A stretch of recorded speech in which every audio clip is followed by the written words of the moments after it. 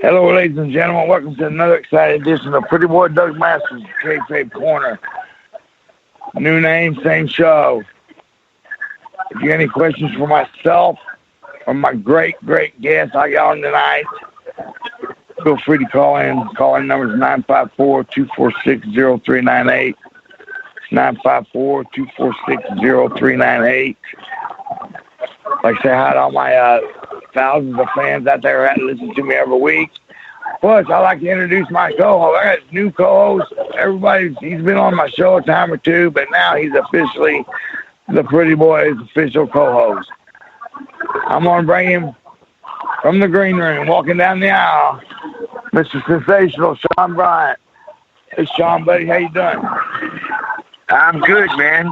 Looking forward to getting some stories tonight, man. This will be a good show, man.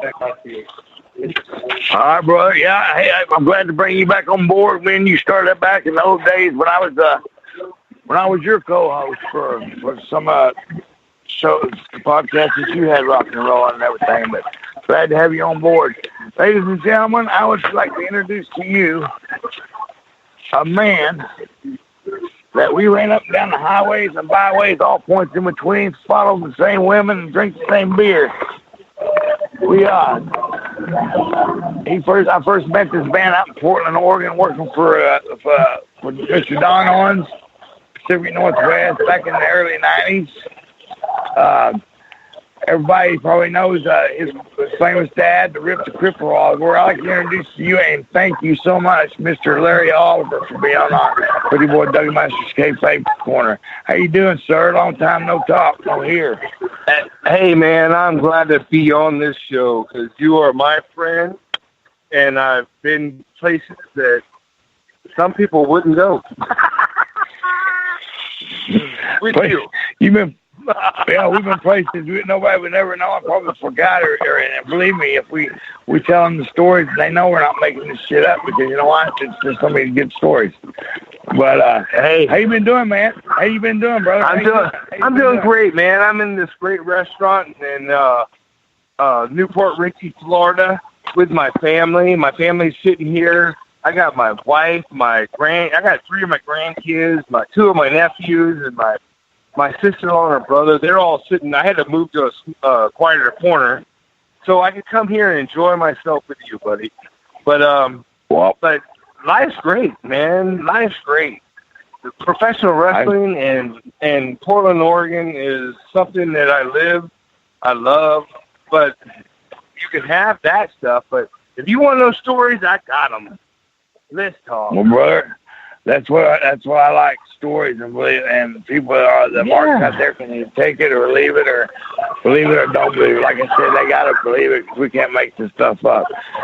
Question, brother. I always ask my first question, brother. I'm gonna get straight to the point. I asked all my guests is who trained you to be in this great professional sport of professional wrestling? Who trained you? About what year? And just kind of.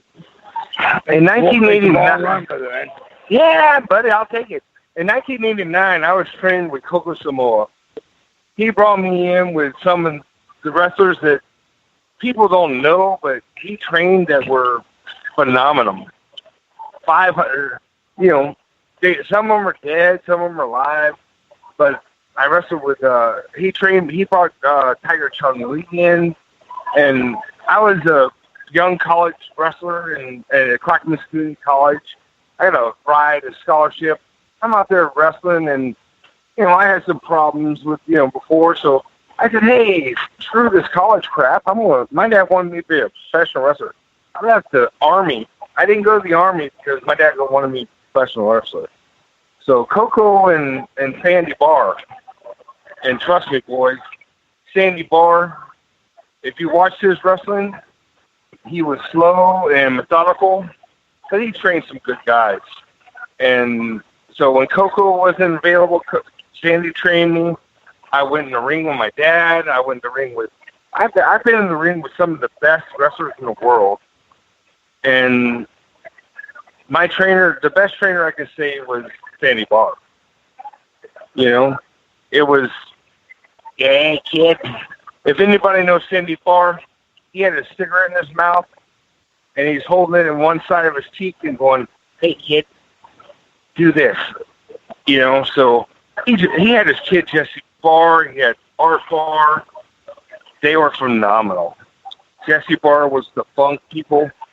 He did great stuff after his father trained him. Art Barr, I grew up with Art Barr, so if you want stories, I can tell you stories. But he went to be an American Love Machine in Mexico, a superstar. Eddie Guerrero and him were going to be the next WWF Championship Tag Team, but he died. You know, I don't know what happened. I can't tell you what happened, but it happened. So yeah, he was a great guy, great. No, I grew up young when I was way young. I was like 16, 17. Yeah. Me and Art we're both. He's only a couple years older than I am. And, you know, so you people want to hear stories. My family. Out of all the guys you name up all the guys that trained you and everything. Out of all the men that trained you, which one influenced you the most?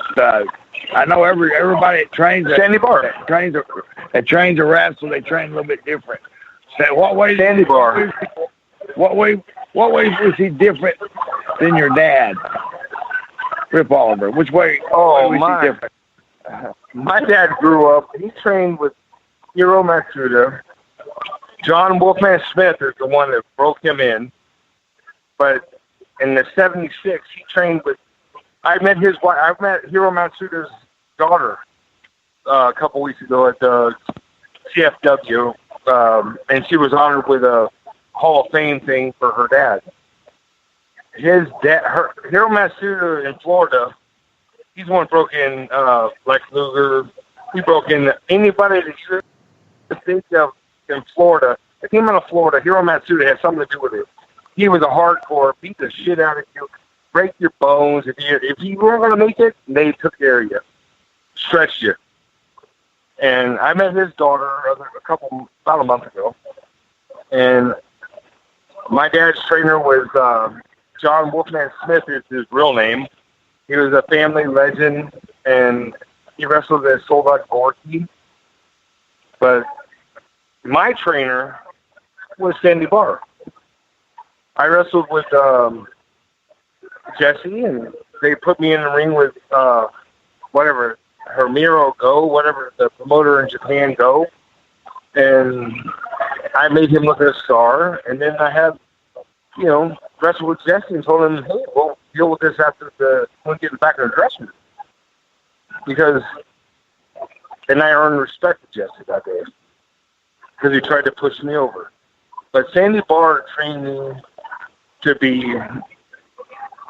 do the stuff I can do as a shooter, and he trained Art, and Art learned on his own too. Don't get me wrong. Art learned all his high flying stuff. That wasn't his dad. That was all on Art. But as a friend that's been in with the Barr family since I was 14, and when I was 20, Sandy trained me. As a young guy that was ready, I had my starts in collegiate wrestling, and I was trained with, Larry Owens. If you guys know anything about Oregon wrestling, University of Washington, Larry Owens is Hall of Famer collegiate. He's the only man to ever Dan Gable. Dan Gable would never have been to the Olympics without Larry Owens going home to deal with his family.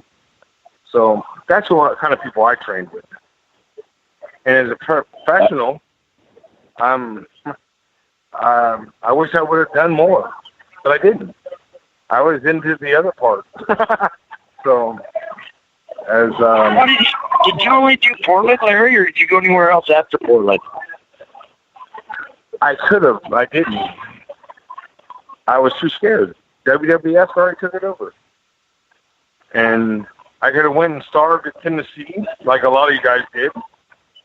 And I was already raised at higher. My dad made his money, and I was a middle class wrestling college with a scholarship, and we had all the nice stuff. And I seen the boys that went to other places. When I broke in, I had Jeff Warner, and they made him Beetlejuice. Dude was good-looking dude, great body, and he did nothing out of Portland. He went back to Minnesota and got his ass beat in boxing. I wrestled with Scott Norton, who arm wrestling world champion of the world, and he went to Japan and made his life. There's difference, and I knew that wasn't me. And I trained with all of them. They're all my friends, and I respect them all. And I wanted a family. I got 4 daughters. I got a nurse practitioner for a daughter. My oldest is a nurse practitioner. His name's Scott, lost full money. Wow. And I got a wife that's an RN. And I got, a kid that's a dentist assistant, not a dentist, assistant. And I got 2 younger girls that are, still trying to find their way in life. And I make god awful money. I mean, I'm a government employee, and I just wasn't ready to struggle to do what Steve Dahl, Rex King, and the people that were there, the Harris brothers. When we were all done at Portland, that was it. And you and Bart, for that matter. Oh yeah, brother. I remember. No, I didn't want to. I had to make my choice there I was very young. I was 22 years old. I had to make my choice, I came back to Portland at 24. I wrestled with Sandy for a little bit, and did this stuff with Go and Jesse and, no TV. And it wasn't for me.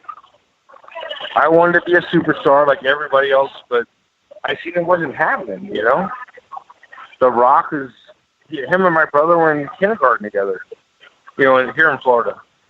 I wrestled, and look where he's at. He's a superstar. But I didn't have the dedication and the willpower to do that. I'm happy with my money. You know what I mean? Right. Yeah. I'm not rich, but I'm far from poor. And I had to make the decision. And so, as wrestling fans, you all look at it, and, I see like Heather and all my fans are on my page. My Facebook page does not shut down anyone. I talk to them. I got fans that I don't know, and they tell me they know me, but I don't know. I mean, I'm 50 years old next year, and I'm here to tell you that pro wrestling is one of the greatest gifts in the world if you've got the dedication and the life to do it. I didn't have it. I had a lot of offerings. My dad was Rick the Cripple Oliver, and they're begging him to come to conventions all over the world and pay him big money, and they're going to drag me along to be with them. And that just wasn't me. I mean, I loved wrestling in front of thousands of people. That was great. But I wrestled in front of 13 people. And that wasn't so fun. No. Oh, yeah. I've been there with you, brother, 13 to 1,300. And I get the pressure. Sandy and Don did put us together, and Lenny booked us together quite a bit when we was up there. What was it like growing up with the legend of like your father, Rip Oliver? Well, tell me some stories about kid, you want good ones or bad ones? I'll tell you them all. Yeah, give me the good with the bad. Give us everything. Give us the good, My the bad, dad- the ugly. How's that? Hey, when I was a kid, I was the superstar in high school, junior high. You know, my dad was the most hated mother ever in the country, in Oregon. They hated his guts. But guess what? They loved us. They loved me. And when my dad wanted my football stuff, they showed up to be there. Heather showed a picture. She posted it. Gladstone rubber dub. That was something that cost my dad a lot of money. That shirt I wore, that was a tax lawsuit on my dad because he got free car washes for wearing that shirt. Wow. And then I wore, when I was older, when I was wrestling, when I turned heel, that was my thing. I wanted to be like my dad. My dad Rip Oliver is the greatest heel you'll ever meet. He's got the psychology. He's got it all. He came into Portland wrestling in the 80s. Roddy Piper was on his way out. He beat Piper on his way out. And Buddy Rose and him were friends. Buddy Rose was the best athlete in the world. There ain't no false mother effer in the world better than Buddy Rose. That man can do everything. Ice skate, anything. Anything you want to do with sports, Buddy Rose could do. And WWF screwed his life up. Not because of anything other than it was given to him, and he didn't do drugs. Buddy did not do drugs before he went there. So all you people that want to talk bad about Buddy Rose, and I'm a fan of only one Bourne, and that's Tough Tony Bourne. And his daughter is on my Facebook page, and she hates Buddy Rose. Well, Buddy Rose was the greatest thing before my dad. And there ain't no other after that. My dad and him, they were great. They were athletes. Buddy Rose, he went and did his thing. My dad got his shot and got screwed. But that's another story. And he came back to Portland, and that was, another thing. Yeah. Just hear it. Okay, go ahead. Please. Go ahead, call her. It's Pretty Boy Doug Master. Talk to me. Hey. Douglas, what's up, brother? What are you up to? No, Hi, this is Heather. We got another caller on the line. Who's this? You got any questions for for Larry Oliver, the Pretty Boy Doug Masters? Feel free to ask any questions you like. Heather, go first. Okay. First question for you, Doug.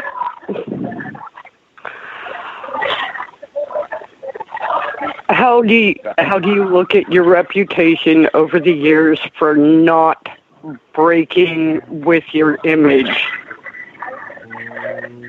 Breaking away. Even when you're leaning, even when you're going like into and from an event. Oh, about breaking kayfabe. Oh, yeah. Well, you know what? Certainly back in the day, you had to live it. If you was a heel inside the ring and outside the ring, which is the bad guy, we call it, you was a bad guy inside and outside the ring. So no matter where you went, you never come out of character. You always carry that everywhere, and after a while, you got used to it. And then, you got used to it after a while. So, how about you, Larry? What's your thoughts on that? That's a good question, Heather. Hey, you got to do what you got to do in the business, baby. And I didn't. Yeah, give me a Long Island. Hey, sorry, baby, I got to order a drink. I'm sitting here in the back of the corner of the restaurant. All right, no, when you're in the business, you got to do what you got to do. And I didn't break kayfabe for anyone except for in a hotel room popping tents. And Doug, this is coming from way back, from your days in Oregon. In some circles, you got the reputation for being Iceman, for your ability to not break under any circumstances. I mean, even Ricky and Len Denton sometimes could very subtly step out for a minute, especially if nobody was looking. You never did. Well, thank you for keeping a close eye on me like that and being a fan all them years up there. Yeah, like I said, I had to live and breathe it, you know. Everywhere I went, I was a pretty boy up in Portland Northwest, and then after I left, I just kept on carrying the gimmick, and I still do nowadays. But yeah, thank you. You was a true friend up in the Pacific Northwest. You was there on a lot of the shows going inside and outside the ring, and all the little towns around there. He was the ugliest pretty boy, though, wasn't he, Larry? Pretty boy was always pretty.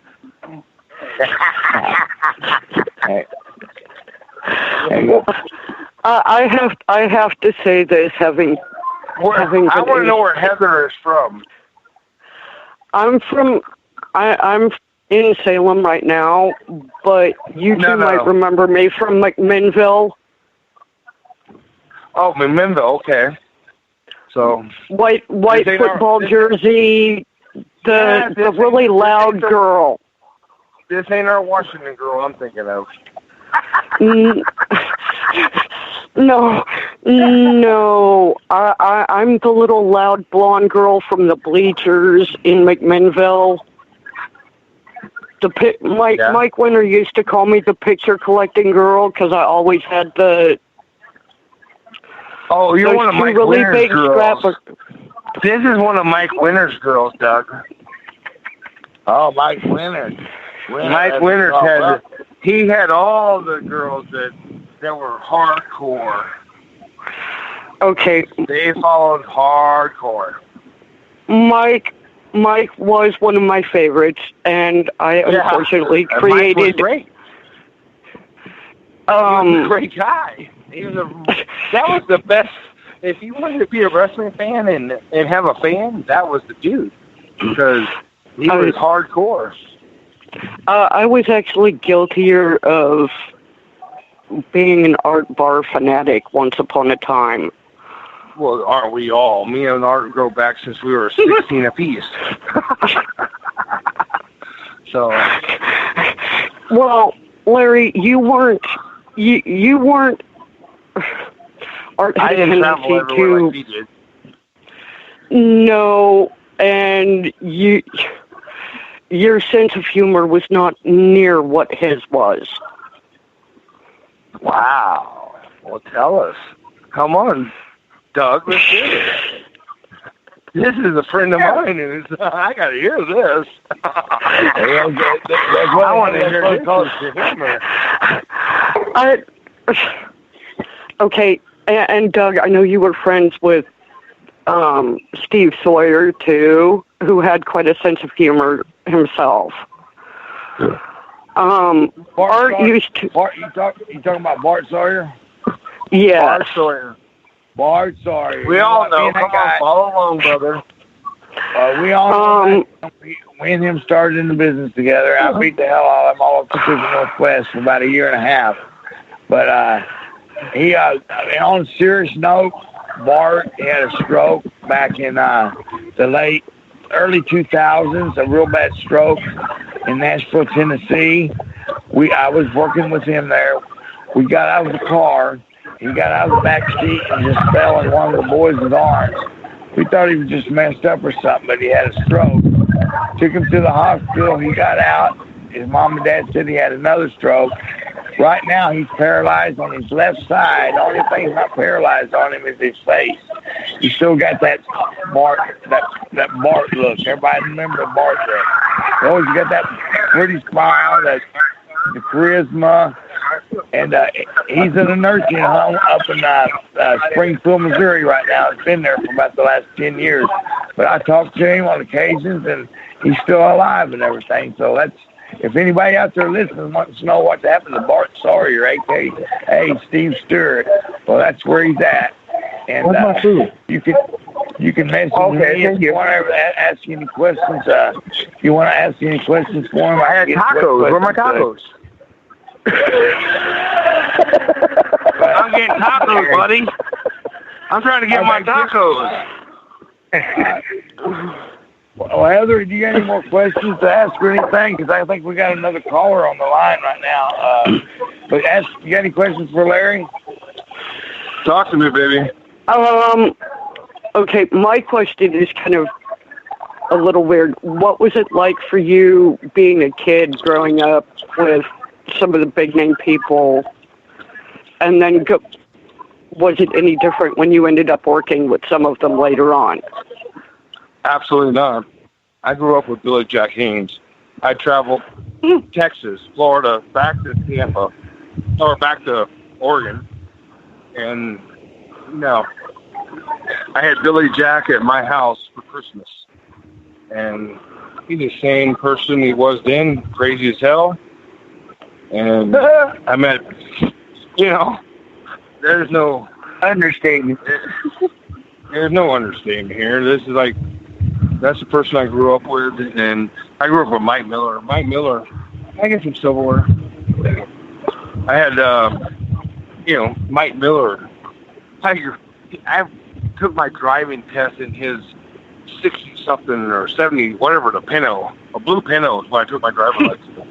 So as I grew up, and then I had to wrestle with him as an adult. I was never an adult.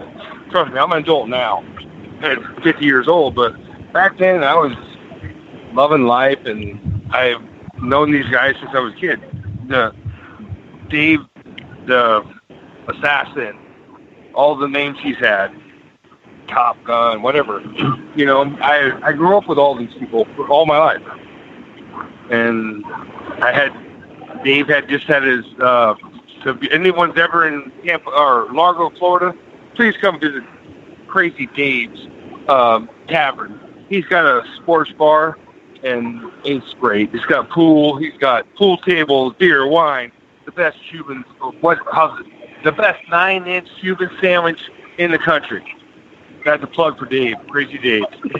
And that's it. That was Dave the Assassin, and I grew up with him since, like I said, I moved there in Oregon, Washington, in 7th grade. I graduated 6th grade in Tampa, went to 7th grade in Washington, 7th grade in Oregon, and McLaughlin.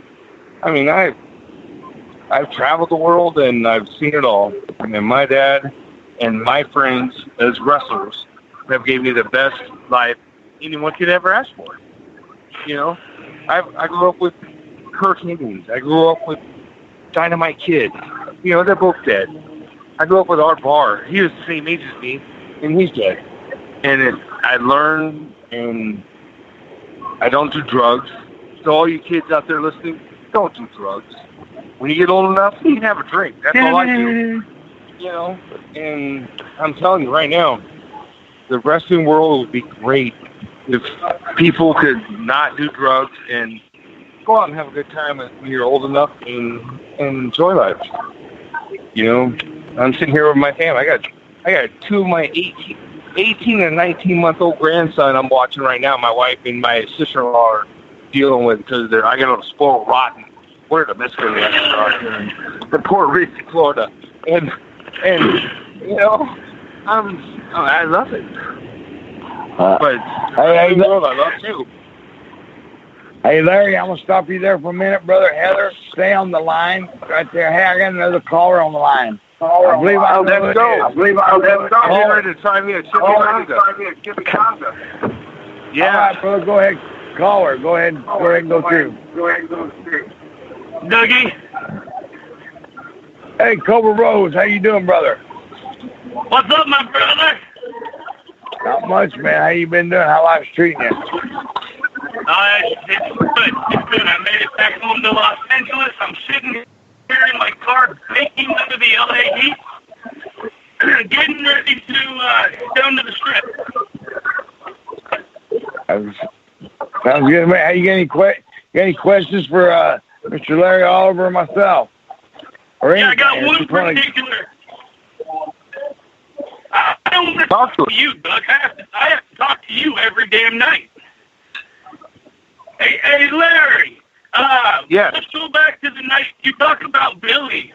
I was trained by Billy in '96, and I've known that man since I was a little kid. You know, and you're right. People have a bad rapport for Billy. He really is a good dude. I had no Billy as a good dude. Yeah, man, he cares about everybody, and it just seems like people are making him out to be what he's not. Let me ask you, I never asked Billy because it was kayfabe so much at the time, but the night that Billy turned heel and he turned on you, whose idea was that? Was that because you were new in the business and you wanted to take that ass beating? Who threw you in there to be the one that Billy turned on? My dad. No kidding. You don't know the truth? My dad. It was to draw money, and Billy and my dad drew money they wrestled every day for 5 years. Or no, maybe only been 4. They sold out every freaking town in Oregon, Washington, anywhere they wrestled, they sold out for 4 or 5 years. And they were both old. They were both done. It was my turn to come in, and I was getting done because I knew I wasn't going to be dedicated for what everything else. And we all went heel. Did you not see the next 2 weeks? We all went heel. Yeah. And that's all I've ever wanted. Yeah, that was great, man. And the way you turned so fast, it was beautiful. You know, those days were a thing of beauty. People don't understand, you know, it was your generation that paved the way for me. You know, it was your dad's generation that paved the way for you. And today's business is so far different, you know, and I hate to say it, you know, Billy can walk down the street and, you know, maybe 1 out of 10 people recognize him, but 20 years ago he couldn't walk down the street. The business has changed so much, and it's sad to see, you know, I mean, but it's I was just at Championship Wrestling from Florida Hall of Fame convention a month ago. Billy Jack Haynes was the major draw for the whole show because of him and Hannibal's interview. The whole world seen that Hannibal, you know, disrespected Billy, and he wanted to be, you know, Stone Cold Steve Austin's married to Billy's ex-wife, and he wanted to insult Billy about his whatever he's got. And Billy would have beat his ass. And I was at convention this week, or a month ago, and it cost people a lot of money because Billy Jack Haynes was not there. You know who their headline was? Ricky the Dragon Steamboat, who is in the most perfect, beautiful shape I've ever seen any wrestler in the business. But they were all coming to see Billy Jack Haynes, and they had to cancel it because of Hannibal. And the promoter were friends with Hannibal. So let me tell you, Billy Jack Haynes draws people. Billy Jack Haynes is and he's my boy, and I love him. Like I said, he was at my house for Christmas, and my dad's ex-wife's house. They were all there for Christmas, and he's a little nutty. Don't get me wrong, but for Hannibal to do what he did and disrespect him? Yeah, that ain't for cool. what? What's Hannibal got? He got hepatitis the same as Billy in the ring. And Hannibal has he's making money because he knows more people than we do. It's the only reason. So, no disrespect to anyone. But Billy Jack Haynes drew his money. He screwed up. He got prima donna, and I'll tell him their space. He knows it. My dad made Billy Jack Haynes from Portland, Oregon, and Billy got made millions. My dad never made millions. Billy made millions and lost it all because his head got too big, and then he wanted to bring my dad in to help him get back up, and my dad got screwed. My dad was best at Portland, Oregon, where he was partnership and ownership of that. And, you know, Nobody knows that but me. And the boys didn't know it. That's a question, Larry, I was going to ask you. Go ahead, Sean. Larry, when you when Billy came back from Vince and Don was kind of like falling under, and Billy started his promotion out in Southeast off of Foster, I believe it was. No, there was a rumor. Oregon City, okay. But there was rumor that he could have taken the money he did with there and put with Don and help save Portland, and instead chose to go his own direction. Do you know about my that dad or offered, what? Or Billy had Hulk Hogan and anyone else that still loved him. And my dad was a log truck driver. And Billy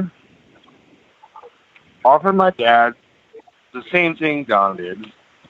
Booking, promotion, all that. And Don, my dad already gave it to Len Denton. And when my dad gave it to Len Denton did not get ownership like my dad had. That I know. And I loved it, Len Denton, so don't get me wrong. All these guys, Dave, Len, and my dad followed Billy, and he was wrong.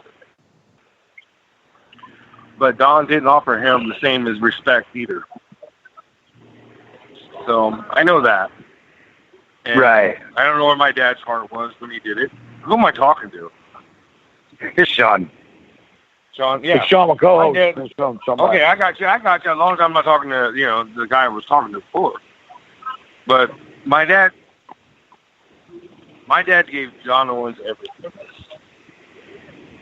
And Don Owens gave him a lot. Don't get me wrong. Don Owens, my dad loved Don Owens till Don died. And right. We got stories for Barry. If you want to talk stories for Barry, you should talk those for Ricky, because that was back when I was a kid. Oh yeah, I heard that. That's when that was when it was PT for me. But Don Owens was a fair and great promoter. There will be no other. And he fucked some people hard too, don't get me wrong. But as far as my dad goes, I grew up a very well middle class kid, thanks to Don Owens. Judge Savage. Judge Savage was a great guy too.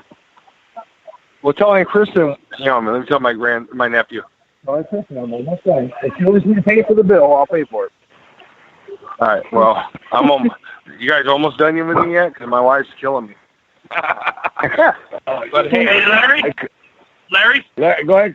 I can call in again. Yeah, no, I got one last question. Just one last question for Larry. Out of all the factions of your father's clan, which one was your favorite? A member of my dad's clan? No, the entire faction. Say that there was he had multiple factions of his clan. Which one was your favorite clan? Of all of them, we're talking going back to Cuban and Assassin and all them, then move your way up to where he had different members. All right, listen. Dave was family until now. Today, Dave's family. But my favorite was a Buddha Dean. King Curtis. Buddha. He's on the beaches of Waikiki right now, running a surf shop, and I think he does have a off-sea fishing boat. When he was young and I was real young, I rode my bike all the way down McLaughlin Boulevard from Morgan City to the Bomber. And guess what? We got on a bus from there and went to the Milwaukee gym and worked out. He trained with me as a kid. And when he left Portland, Oregon, he gave me my neighbor's car, a 1970 Cutlass Supreme, with 4 different size tires. Yeah, I'm good. I'll pay for whatever. Just a 1970 Cutlass Supreme that I had. That was my first car. A Buddha Dean gave it to me when he left.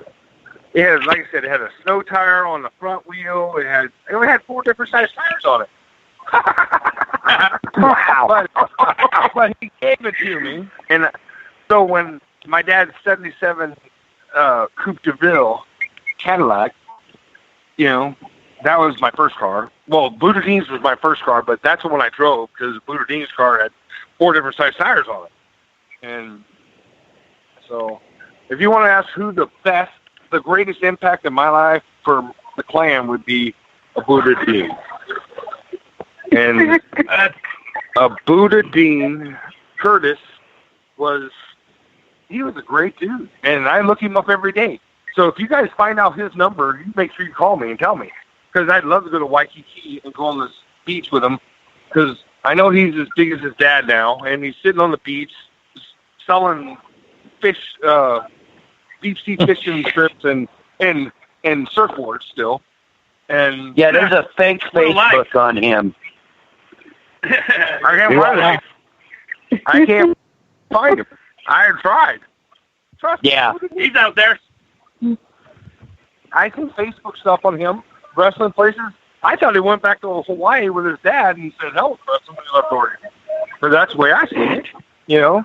And then I see him out in Puerto Rico and, you know, and Brad Anderson, I'd love to see him in North Carolina next month. So if you got his number, make sure you send it to Doug. Brother, I sure will, brother. I got his number. I'll send it to you. He was just on my show about 3 months ago. Brad Anderson. I know, because I told him to. I thought you hooked me up with him. We told some good stories. I think Ricky told you a few stories there in Florida last week about me and him. Yeah, Ricky told me before he did it. I told Ricky before he did the show. Yeah, and some rat with the hood on. LOL. That way. Ricky's done a lot. Ricky's the man. Larry, this is Sean. Hey, do you remember? He was a member of your dad's clan, John. He was one of the. It was like a Buddha Dean. I can't remember his doggone stinking name now. Huh? Yes. Before him was a she. Yes. Yes. Okay. Do you remember the gal he married? No, I don't remember. I was too young. I knew Dynamite's wife, and I knew Kurt's wife, Henning's wife. Some of those guys were. My dad was heel, and they were babyface or whatever, and I didn't know. Okay, because I was thinking Sheik was there right around the time, because it was like between 87 and 90, right before they all closed. Because he ended up moving to Kansas City. He married my cousin. Okay, he used to come to the matches in Portland all the time, and was always in the locker room with all you guys. I was just wondering if you remembered her. Her name was Karen. Only woman I remember in the dressing room was that American Amazon chick that Piper brought in, and she married a huge producer. Yeah, no.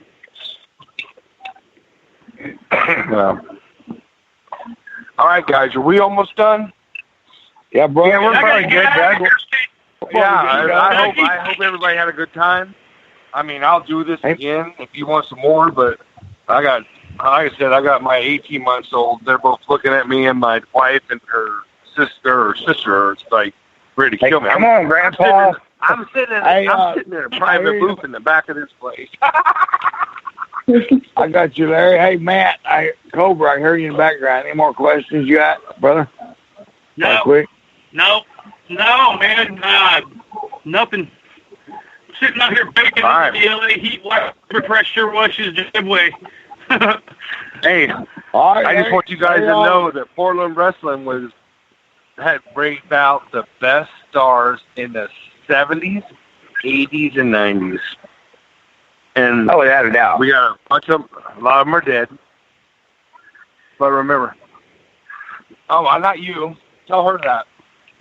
I just had to told my nephew to tell my wife to fuck off. Hey. But I just had a comment. Hey, listen, But remember, Portland Wrestling gave out some of the best.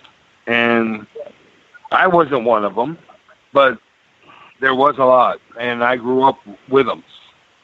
You know, and for all you fans out there that think Billy Jack's a piece of shit, you're wrong.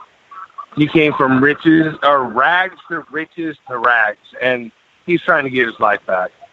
And there's people like, there's a lot of us. I mean, I left a shitty situation, and I'm doing great. And I got Ricky Santana here in Florida. You know, he sells cars with Haku, one of the greatest and baddest dudes in the world of wrestling. You ask anybody who the bad dude in wrestling is, that's Haku. And Dave's got the assassin, Top Gun, whatever you want to call him. He's got a sports bar. He's doing good. Everybody's doing great. But, wrestling's rough. Wrestling's a rough world to live in. And if you want to get in it, do the right thing and keep your head right. I'm telling you. If I would have kept my head right, I'd be a Rich right now, just like all the rest of them. But I didn't. Just like hey, brother. Just like myself. Just like myself. No, I'm talking to the kids out there that's saying, and 18-year-olds who want to be a wrestler. Yeah, you got to have the mentality to be strong, do what you want, make your money. I don't know what Randy Orton does personally because I don't know him. That's the greatest worker in the business right now. Randy Orton, Cody Rhodes. I mean, I can name them. I've seen them. If I talk about them, they're good. Because, Dustin or Stardust, he's the same age as me. Great worker. But he's done. But if you want to be a wrestler in this world and come up and make it in the world, don't be a junkie. Be straight, work out, do your business, kiss your mama. I still have to kiss my mama because she stuck by me. And there's just don't kiss all the babies. No, I got to kiss all the babies too, even as a heel. You may have to spank them every once in a while, but that's to keep them right. All right. All the old ringside prosies. Hey, I'm a happily married man to an older woman that makes me happy, and I got 4 beautiful daughters. I got 11 grandchildren, buddy. So the world knows Larry Oliver, he made his family, and I'm still taking care of them.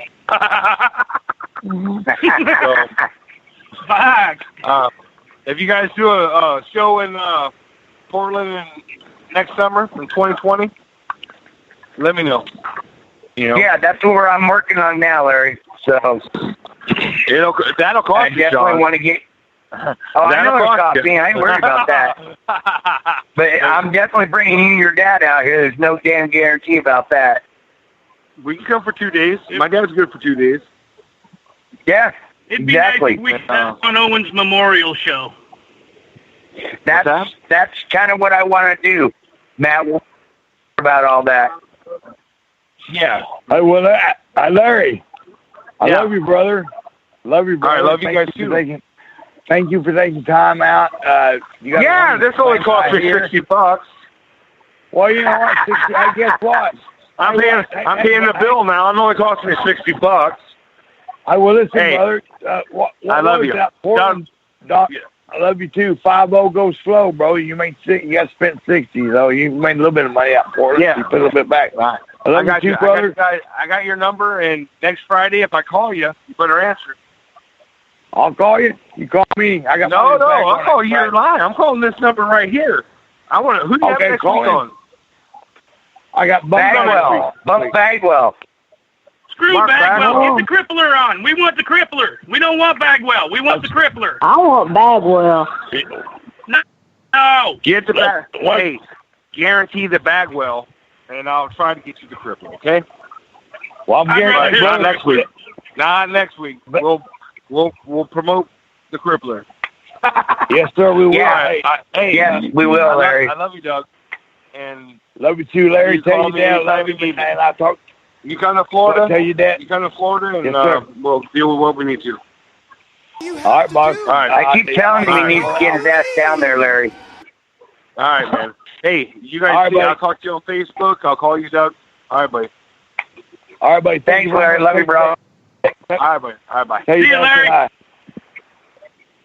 All right, professional wrestling fans, that's awesome. That's what we like to hear. The true stories, the insides and out of the great sport of professional wrestling, the king of sports. Mr. Larry Oliver, like he said, we're for sure going to have Buff Bagwell next Friday. But we're going to get his daddy, Rip the Crippler.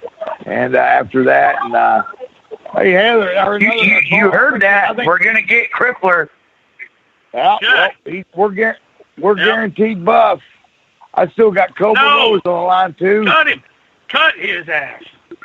Oh, he better get the buff. Don't put Bagwell on there. Don't waste the Oh, yeah, air we gotta on have that some guy. Come on, WW. Dougie. Got to have I tell you what. WW stories. Anyway, hey, caller, we still got both callers. We got Heather, the caller from Oregon. We still got her on. She was there. I guess we lost. She was there. I guess we lost her. We must have lost. She took her ball and went home. She probably went home and was reminiscing about the pretty boy up there. Hey. Like Mary Road, yeah. Oh, no, there she is. I hear a female voice. Is that you, Heather? Hey, it's me, Vanessa. Oh, it's Vanessa. That's another caller. Wait a minute. Hey! Oh, I'm doing pretty good. I'm excited about the fact that you're going to have Buff Bagwell on there. I've been a fan of his for a long time, too. Oh, you have? Yeah, Vanessa, ladies. Yeah. One of our callers. Doesn't And anyone I'm love the good star? friends with old pretty boy there. Isn't anyone a fan of the real star, Wacko Bob? Yeah. He's wacko, all right. For all the fans out there, Wacko Bob is this guy that runs around thinking he knows he's wacko, but I gotta admit, he does got a little charisma with the ladies. I seen him on the beach down there one time, sitting underneath the umbrella, said I would work for suntan lotion. I don't know kind of what that meant or what it was, but you know, when you're hanging around and with the pretty boy, you can only imagine how everybody wants to be just like him. I already stole your hot Thank you. producer, pretty boy, so all right. There you go, bud. There you go, bud. Well, hey, till next week, ladies and gentlemen. Sean, any last words? Anything going on? No, it was a good show, man. Any last words going on Tomorrow, Double or Nothing. Bleacher Report Live, 4 p.m. Pacific, 6 p.m. Central. Download BR Live on your phone or you're streaming on your computer. It's a free show.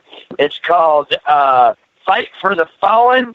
It's in Jacksonville, Florida. Based all the money and proceeds tomorrow are going to the shooting that they had last year at the nightclub that killed a bunch of people. Cody Rhodes and Amir Khan said that all proceeds from tomorrow's show are going to go to the victims and families of that horrific accident in Jacksonville last summer. Cody and Dustin teaming one last time tomorrow against the Young Bucks. Kenny Omega, I believe, is taking on one of the bigger guys. I forget who he is. Dr. Britt Baker, one of the best female up-and-coming wrestlers. She's wrestling tomorrow in a tag match. Some good matches. this may be the last time you see Dustin Rhodes in a ring. So if you're not tuned in, you may miss Dustin's swan song. That's it, brother. Well, till next week, ladies and gentlemen, remember one thing, be good. If not, be good at it. And no one is as good as a pretty boy. Oh, yeah.